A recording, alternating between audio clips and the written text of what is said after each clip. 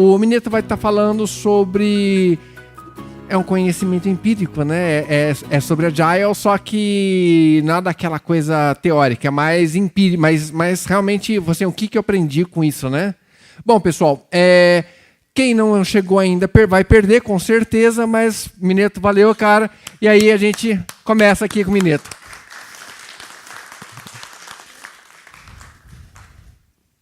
Alô. Bom, boa tarde. Obrigado pelo convite, obrigado por estarem aqui até o fim. Então, o Pokémon, quando me chamou para essa palestra, ele me deu um desafio legal para mim, me tirou um pouco da zona de conforto, que geralmente eu palestro mais coisas mais técnicas, e ele falou para tentar pensar um momento, alguma coisa que deu um turning point, assim, que deu uma mudança na minha carreira, na minha vida e tal. E é o que eu vou fazer. Eu vou contar um pouquinho sobre a minha história, que eu acredito que vai ser parecida com de algumas pessoas, algumas empresas. E eu vou contar o que aconteceu, o que mudou e o que está mudando a minha vida desde então. Então, início, lá em 96, era um garotinho juvenil, criado a leite com pera, entrando na faculdade de ciência da computação, certo? E na mesma semana que eu entrei na faculdade, na universidade, eu comecei a trabalhar na universidade. Tinha 17 para 18 anos. Então, eu era um ruivo empolgado, porque eu ia aprender a coisa que eu amava e eu ia conseguir trabalhar na mesma área, ao mesmo tempo que eu estava aprendendo e reforçando o que eu estava conhecendo, o que eu estava aprendendo, certo? Então, eu fiquei muito empolgado com a oportunidade. Só que logo veio a primeira desilusão. Eu trabalhei na própria universidade, e era uma universidade, isso foi em 96, ela existia desde o final da década de 70, começo da década de 80, e o desenvolvimento de software naquela época, quando eu comecei a trabalhar, ainda tinha COBOL, eu participei da migração do COBOL para desktop. Então, a primeira desilusão que eu tive, eu fiquei lá de 96 até 2008, e nesse período eu me formei, virei professor, e eu tinha estudado várias metodologias ágeis, tinha lido sobre metodologias ágeis, e eu queria implementar aquilo lá, só que não dava, porque a equipe não aceitou, eu era jovem ainda, tinha pouca experiência, eu não consegui aplicar o que eu queria lá, o que eu achava que era bom, o que eu via outras empresas, eu lia muitos artigos, eu queria aplicar metodologias ágeis e não conseguia, certo? Então, voltei para o início. Em 98, eu resolvi sair de Chapecó, eu sou de Chapecó, Santa Catarina, ficar mais no interior, e eu tive a oportunidade de ou ir para o Rio de Janeiro, trabalhar na Globo, trabalhar não na TV Globo, não ia ser com essa cara de galã, você sabe que não é lá, eu ia trabalhar na Globo.com, participando de uma equipe, ou podia ir para Joinville, aqui perto de Santa Catarina, para fazer uma equipe, para uma startup, isso em 2008, uma startup me chamou para criar uma equipe, criar uma tecnologia, então voltou a empolgação. Cara, eu vou conseguir criar a equipe que eu sempre quis, com as metodologias que eu sempre quis, da forma como eu sempre achei que eu lia, que eu via que era interessante, certo? Então, isso em 2008, eu comecei com uma empolgação muito grande, montei o time, montei a tecnologia, a arquitetura, todo o que era mais legal naquela época, só que logo a desilusão voltou. Tá? A equipe de gestão da empresa era uma equipe que vinha da TOTUS, da DataSul. Eles tinham um pensamento muito anos 80, anos 90, certo?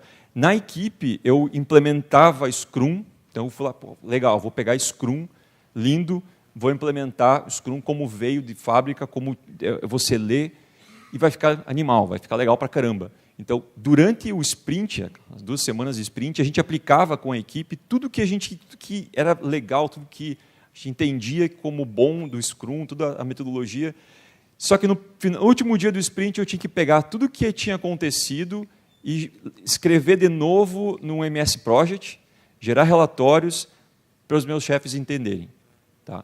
Então, isso começou a gerar uma série de problemas, série de desgastes com a equipe, comigo, que eu perdi um tempão, com os gestores, porque eles não conseguiam entender as coisas do jeito que... eles tinham uma mentalidade muito cartesiana, muito fechada, gráfico, e quando é que entrega, e gráfico de Gantt, etc.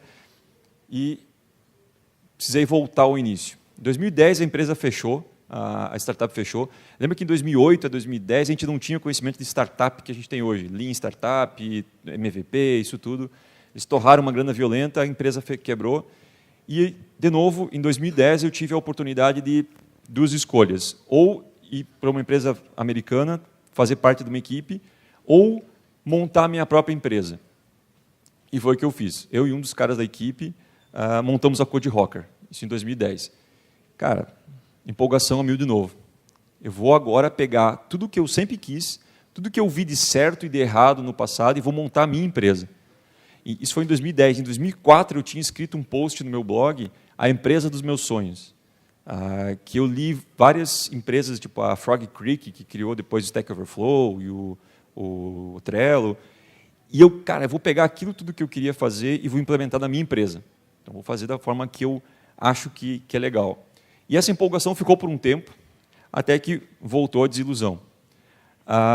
Eu peguei o Scrum, legal, vou aplicar o Scrum, metodologia ágil, sem ter que transformar isso para outra equipe, para outro tipo de metodologia.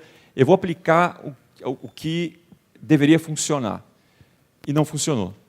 A equipe estava desmotivada, a gente fazia todos os rituais, os ritos ali do Scrum, sacrificar virgens, todos os sprint planning, reunião diária, retrospectiva, tudo aquilo que a gente vê e não funcionava. Os clientes não aceitavam, não entendiam aquilo de você estimar pontos e fechar o sprint e aquilo não pode, o sprint está fechado e tem que entregar e o cliente tem que participar e a equipe tinha problemas a gente estimava pontos e não conseguia entregar, porque a complexidade foi um inferno. E aí, voltei de volta para o início. Eu dei um passo atrás e vi, primeiro eu me senti um merda, chorei, em posição fetal. Não, o que está acontecendo? O que está errado? Então, eu parei, voltei um passo atrás e tentei entender tudo que estava certo e errado na metodologia ágil. O que eu estava fazendo certo e o que eu estava fazendo errado. E foi aí que eu entendi como que a agilidade funciona. Esse é o título da palestra, tá? Então, agora que chegamos ao título. Aí que eu entendi o que estava certo e o que estava errado. O que estava errado é que eu estava indo para o framework Scrum. Eu estava pegando o Scrum, poderia ter sido o Kanban, o XP, eu estava pegando exatamente como ele está lá no manualzinho dele e aplicando exatamente daquela forma na minha empresa, certo? Na minha equipe, sem entender o que funcionava para mim, o que realmente eu deveria estar fazendo, certo? Aí que eu entendi que o problema não era a metodologia, é que eu estava levando ela ao pé da letra. Tá? O problema que eu vejo algumas empresas passar é que elas testam o Scrum e não funciona, e elas desacreditam, jogam fora e voltam para o Waterfall ou para o Extreme Go Horse, que é o padrão de mercado.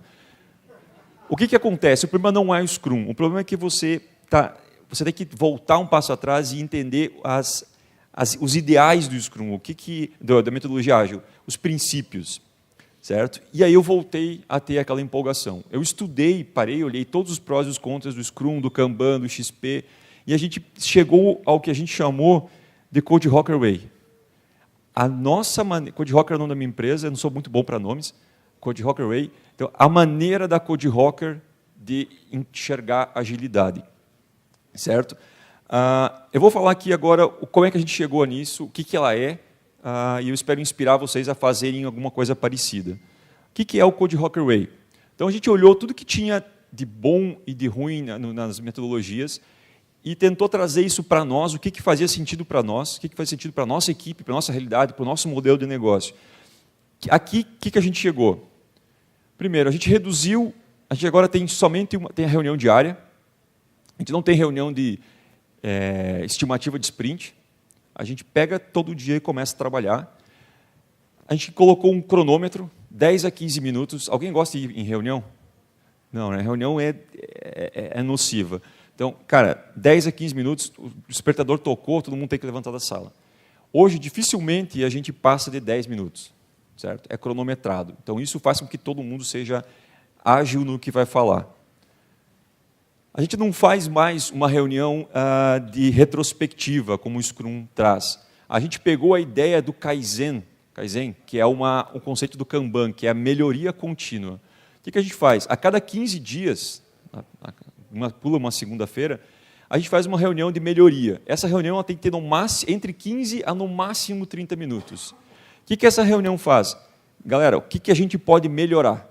O que eu posso melhorar como gerente, como desenvolvedor, como designer, como equipe, como tecnologia? Não fazer como o Scrum faz, de olhar para trás o que houve de errado e ficar aquele apontamento de dedos. E, cara, o que a gente pode melhorar? Para onde é que a gente pode ir? O que a gente pode mudar? Então, isso apesar de não ser muito diferente da retrospectiva, a forma como você aborda isso, cara, não é para encontrar que problemas a gente teve, é encontrar como a gente pode aprimorar isso. Outra coisa que foi crucial para nós e que você vai ver que isso aqui ele é importante para todos os outros pontos, quase todos os outros pontos que eu vou falar depois. O que é o cycle time? Cycle time é o tempo de trabalho. A gente tem uma regra na empresa que nenhuma tarefa deve demorar mais de 2 dias.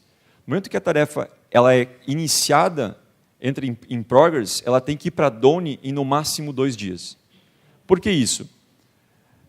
Eu pego a tarefa na segunda-feira, o Elton vai lá e pega uma tarefa para ele. Ele começa a trabalhar. A gente não faz estimativa. Quanto tempo tu acha que vai demorar essa tarefa? Cara, pega a tarefa e começa a trabalhar.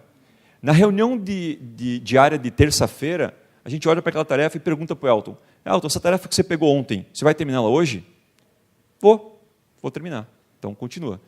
Ou, cara, o Elton, olha, não vou terminar, mas se alguém me ajudar, se alguém fizer pair, a gente está falando sobre pair programming hoje, se alguém fizer pair comigo, a gente termina.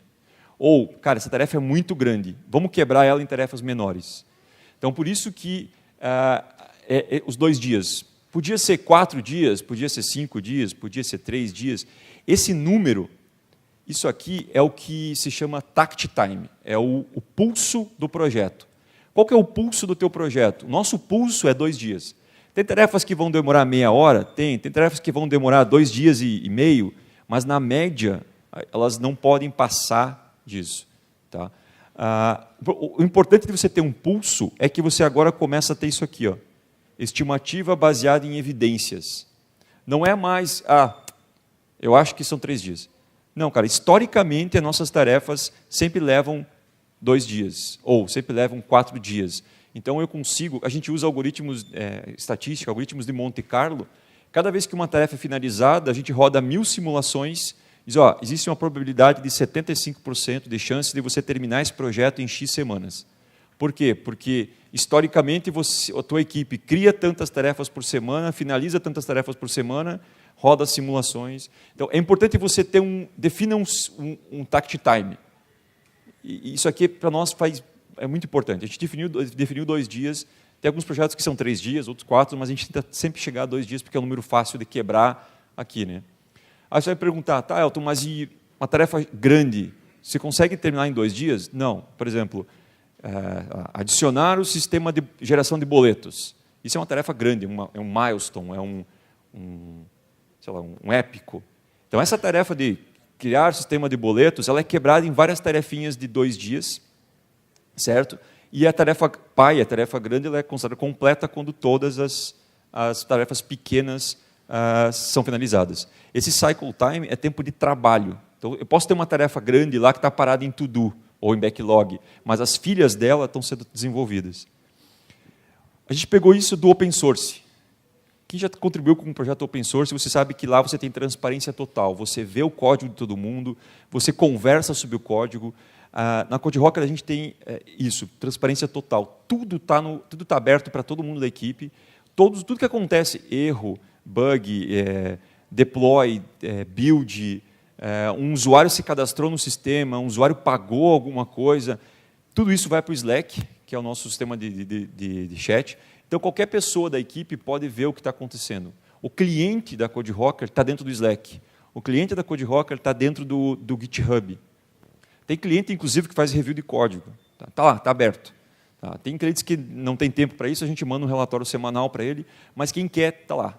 Então, todos os projetos dos times daquele mesmo equipe estão abertos. Então, eu tenho vários projetos. É o que a gente vê no open source dentro da empresa.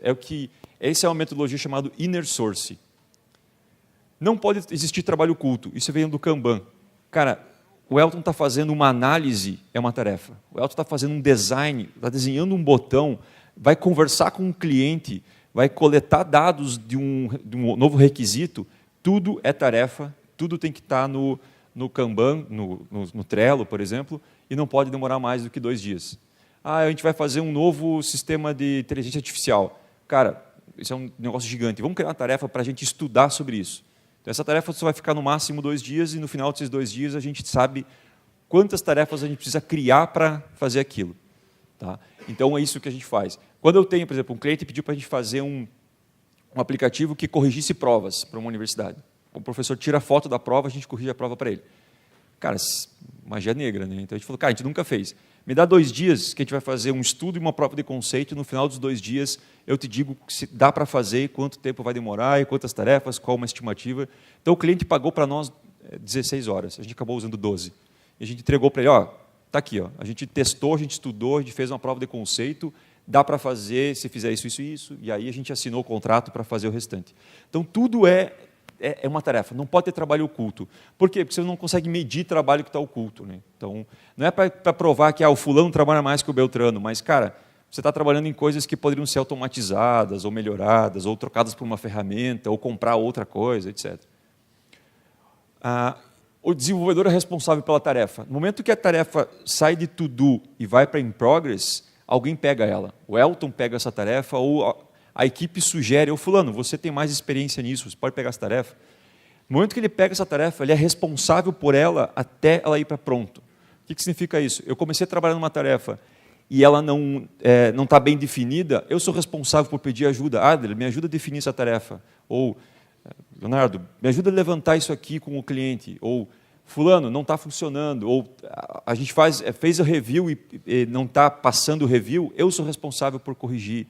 Deu um bug, foi para teste, para área de testes, e o teste não passou, eu sou responsável. Então, eu sou responsável não simplesmente para ser cobrado, mas você dá poder para o desenvolvedor, ele entende o impacto do que ele está fazendo. É diferente do que a gente ouviu hoje falar de você não pode só apertar parafuso. Né? Cara, você tem que saber o impacto que você está gerando. Né?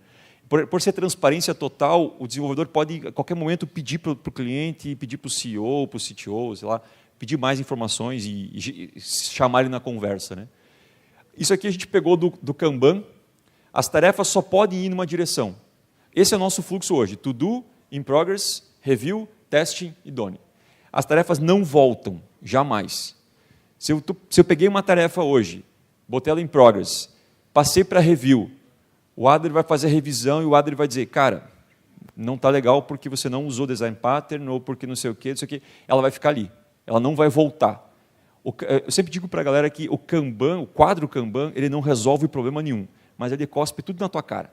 Você vai ver, cara, essa tarefa aqui está 3 dias em teste. Por que ela está 3 dias em teste? Cara, ela não foi bem definida, ou não foi bem escrita, ou o cara de teste está sobrecarregado. A gente podia botar 2 pessoas, ou podia botar uma ferramenta. Então, o fato de elas não voltarem faz com que a gente consiga medir quanto tempo elas passam em cada estágio.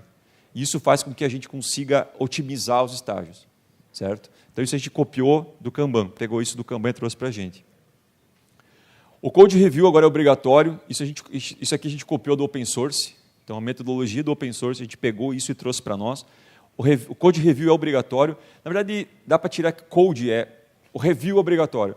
Inclusive, eu e minha sócia, a gente vai fazer uma coisa burocrática, gerar uma proposta de negócio ou um contrato que eu vou fazer, eu peço review dela, ela pede review meu, aí é um design, outro designer faz review, é um HTML, tudo é feito por review. Ninguém faz commit no master. A gente até tem um scriptzinho que se alguém tentar fazer commit no master, manda uma mensagem para o Slack, o Elton tentou fazer commit no master, aí rola um bullying, ninguém mais faz. Então, isso ajuda muito. Isso aqui fica burocrático? Não. Por quê? As tarefas de 2 dias são tarefas pequenas. Se são tarefas pequenas, é fácil fazer review, porque as tarefas são pequenas, tem pouco código. Você não vai, em 2 dias, a menos que você seja um maluco, em 2 dias você não vai conseguir gerar 1000 linhas de código. Então, o fato das tarefas serem pequenas ajuda com que o review seja fácil. Tá? Então, quantas pessoas têm que fazer review? eu sou o desenvolvedor, eu peguei a tarefa, eu sou responsável por ela, eu sou responsável por saber a complexidade dela. Galera, eu preciso de uma pessoa revisando para mim. Qualquer pessoa que estiver livre na equipe, revisa. Ou, cara, eu trabalhei nela, eu preciso de alguém de design, ou de front-end. Ou, cara, essa tarefa aqui é complexa, eu preciso de 2 ou 3 pessoas, preciso de mais gente revisando para testar, para olhar melhor o código. Tá? Então, isso aqui a gente copiou do open source. Os testes automatizados a gente colocou como obrigatório. Tá? Então, por que isso? Lógico, não vou nem dizer porque é importante teste, que todo mundo sabe, né? Mas, novamente, o fato das tarefas serem pequenas facilita você escrever teste. Você não vai fazer uma tarefa gigante que vai ter 1 milhão de cenários. Você vai fazer uma tarefa pequena, certo?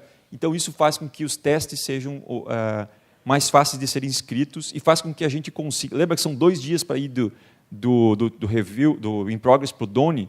Cara, a gente quer ser rápido. A forma de você ser rápido sem destruir o universo é cobrir isso de testes, para você conseguir mudar as coisas muito rápido sem quebrar isso. Né? Eu coloquei automatizados, porque não são só testes unitários. Né? O João falou hoje, testes unitários, acho que tu falou testes unitários, testes de integração, então, testes, seja de quais forem os níveis. Né?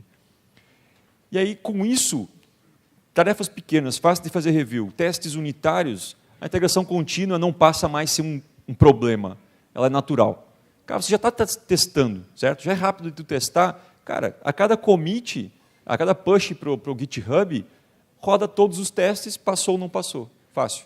Sabe? Então, isso acaba sendo natural. Tá? Então, isso aqui é um efeito colateral bom da agilidade que a gente teve ali atrás. Certo? E, naturalmente, deploy contínuo. Tarefas pequenas, fáceis de testar. O teste está todo, o sistema inteiro fez o build, é fácil fazer deploy. Tá? Voltando àquele exemplo do sistema de geração de boletos. É um épico que tem, por exemplo, 10 tarefas. As primeiras 9 tarefas são para construir o sistema de geração de boleto. A última tarefa é adicionar o botão para gerar boleto. As outras 9 tarefas já estão em produção. Já foram testadas, estão lá, só ninguém está vendo. Então, nesse caso, a última tarefa é ligar para todo mundo usar. Ou, não é para ser um botão, mas a gente usa a feature flag. Para alguns usuários vem aquela funcionalidade, outros não. Então, todo dia tem deploy. Todo dia é feito deploy. Tá? Isso aqui, de quem que a gente copiou? Do GitHub. A gente usa o GitHub Flow. O GitHub, ele fala que, nas ideias deles, é que a qualquer momento a branch master pode ir para a produção. Tá? Então, a gente tenta seguir isso. Às vezes, a gente não faz deploy naquele dia, porque às vezes tem alguma decisão de marketing, por exemplo. A gente vai fazer uma mudança de interface e precisa fazer uma documentação. Ou a gente vai fazer uma campanha de marketing e só quando a campanha for no ar, a gente pode fazer deploy daquilo. Tá? Então, às vezes acontece de não ir direto para a produção, mas aí é por decisão nossa, e não porque a gente não pode fazer. Então, teoricamente, a gente consegue fazer deploy todos os dias. A gente faz deploy todos os dias para a produção. Tá? Então, isso novamente, esses 2 caras aqui, agora eles não são uma coisa, eles são um plus adicional, né? Como diz o amigo meu, eles são um efeito colateral de você ter feito tudo isso lá atrás, né? De você ter conseguido automatizar as coisas e ser ágil o suficiente. Certo? Um resuminho. Entenda o seu cenário. Cara, eu entendi o que eu estava fazendo de errado com a metodologia ágil quando eu estava tentando pegar o que estava escrito lá no site da 37 Signals e da Basecamp e tentar aplicar exatamente igual na CodeRocker. Não é assim, cara. Esqueça... É legal, se você está trabalhando no Extreme Go Horse e você não tem nada de agilidade, o Scrum é muito bom, porque ele te coloca numa caixinha. Mas depois de um tempo, ele começa a ficar burocrático. Tá? Então, mesma coisa se tu usar o Kanban direto. Então, para mim, o Scrum de fábrica, assim, exatamente o que ele diz na documentação, ele não funciona. Tá? Para a grande maioria dos projetos. Pode ser que a tua realidade seja, cara, peguei e funcionou, está ótimo. Mas, para mim, eu só entendi o que estava errado quando eu parei de tentar encaixar um círculo num triângulo. certo? Então, tomar cuidado. Primeira coisa, não pegue simplesmente o que diz na documentação e comece a usar. Entenda, volta um passo atrás, estude o Scrum, estude o Kanban, estude XP, Conversational Development, Inner Source, estude todos eles e entenda onde ele funciona no teu cenário e customize a metodologia para a tua equipe. Crie o teu Code Rocker Way, a tua, sei lá, Local Web Way. Dê um nome melhor, por favor, porque Code Rocker Way é um nome horrível. Então, pega o que é melhor de cada uma daquelas metodologias e implemente para ti. Mas, por favor, documente isso para a tua equipe. Tá? O que a gente fez foi, a gente criou vídeos, a gente criou posts, a gente está palestrando sobre isso, porque a gente gosta de palestrar e tal. Mas, cara, você agora está montando a sua metodologia. Então, isso tem que estar bem documentado para a tua equipe, certo? Para ela poder evoluir o teu projeto. Então, faça um documento, um Markdown, um PDF, um Google Docs, sei lá, num papel de pão, escreva na parede, mas documente a tua metodologia da forma como você achar melhor, para que a tua equipe entenda, certo? E para que a tua equipe consiga melhorar. Então, lembra daquela que eu comentei dos 15 dias de melhoria? A gente revisa isso tudo. Tá? Galera, a gente está fazendo certo, a gente pode melhorar alguma coisa da metodologia, a metodologia ela não vai ser nunca engessada. Cara, a melhoria ela faz parte da metodologia nesse caso. Então, não tome-se... beleza, o Code Rocker Way funcionou para mim agora, para Code Rocker agora, mas pode ser que daqui a 6 meses não funcione mais. Pode ser que daqui a 6 meses a gente comece a trabalhar com IoT, com a internet das coisas, e eu não consigo fazer deploy todo dia porque depende de hardware. Aí eu vou ter que adaptar para aquela realidade. Mas o fato de eu não estar usando um framework, e sim usando os conceitos, os princípios da agilidade, vai me facilitar não ficar preso nisso. E não tenha medo de voltar ao início. Tá? Então, vocês viram quantas vezes acontece isso, né? Então, cara, deu errado, volte para o começo, aprenda. O Rafael comentou hoje, né, de como errar é importante. Então, percebe que você está no primeiro desilusão que eu tivesse tido, eu tivesse abandonado, não olhado de novo para a metodologia ágil, eu ia estar fazendo, ao Deus dará. Assim. Então, eu acho que aprender é importante. Errar, você vai errar, tem que errar rápido, errar barato, aprender e voltar do início, voltar para a prancheta, dar um passo atrás. Então, isso foi a coisa que eu aprendi. Certo? E a empolgação continua. Tá? Finalmente, acho que por enquanto eu quebrei o ciclo da desilusão. Lógico, alguém tem empresa? Então você passa do ciclo da empolgação para a desilusão todo dia, certo? Mas não por causa... Eu passo todo dia eu penso em desistir. Uma vez por semana eu penso em desistir tudo e vender coco na praia, só que eu ia morrer de câncer por causa da minha pele. Mas a empolgação quanto à metodologia, o método que a gente está trabalhando, continua. Então já faz quase 2 anos que a gente deu um reboot na metodologia e começou a criar o Code Rocker Way. E faz 2 anos que eu continuo empolgado e a gente continua aprendendo e continua melhorando. Tá? Então, esse foi o momento que mudou a empresa, mudou a minha vida, mudou a vida da galera lá. E eu vejo a empolgação da equipe. Antes, com o Scrum, a gente tinha acabou o sprint, beleza, a gente entregou aquilo ou não entregou. Como agora a gente entrega coisas todos os dias você tem sensação de progresso. Então, todo dia você consegue, cara, isso aqui não funcionou, não ficou legal, cara, a gente faz uma outra tarefa para fazer diferente, sabe? Então, isso faz também com que você vá mais rápido para o mercado, certo? Então, você faz uma tarefa de 2 dias para mudar um formulário de cadastro. Coloca no ar, cara, não deu resultado, você perdeu 2 dias, certo? No pior dos casos, perdeu 2 dias de trabalho. Dá tempo de você criar um fix para aquele formulário, criar outro formulário, ou facilita você criar testes AB, por exemplo. Você pode manter o formulário antigo, o formulário novo e usar um teste AB, testa o resultado. Então, isso ajuda muito. Essa empolgação não é só minha, tá? É a empolgação que eu vejo na equipe. Eles continuam crescendo, continuam melhorando. E isso também ajudou. A gente estava discutindo hoje no Coffee sobre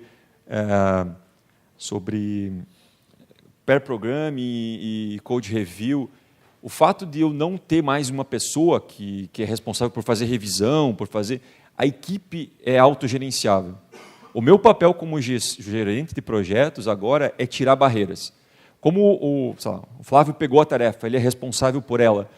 Ele, cara, eu preciso de ajuda porque eu não estou conseguindo, estou bloqueado aqui. Eu não consigo ir para frente nessa tarefa. Mineto, me ajuda. Eu sou o cara que vai mover mundos para tirar o bloqueio, certo? Então eu faço tudo para... Depois de 8 anos eu consegui tirar 2 semanas de férias, tá? Então, porque agora as coisas não dependem de mim, a equipe descentralizou, isso é horrível. Se a equipe depende de você, isso é horrível, certo? Esse é meu site, esse é meu nome, tá? É estranho, eu coloquei meu nome pelo fim. Esse é meu site, automineto.net, lá tem outras palestras, tem várias palestras sobre que a gente já fez sobre Scrum, sobre Kanban, sobre essa metodologia, tem uma série de vídeos. Tá? Essa apresentação, acho que talvez eu não vou colocar lá, porque não faz sentido, são só frases. Né? Talvez eu vou escrever um post sobre ela. E se alguém quiser me seguir no Twitter, é a única rede social que eu acompanho. Se quiser me xingar, reclamar, perguntar. No meu site tem e-mail, tem contatos, essas coisas. Pessoal, obrigado. Dúvidas?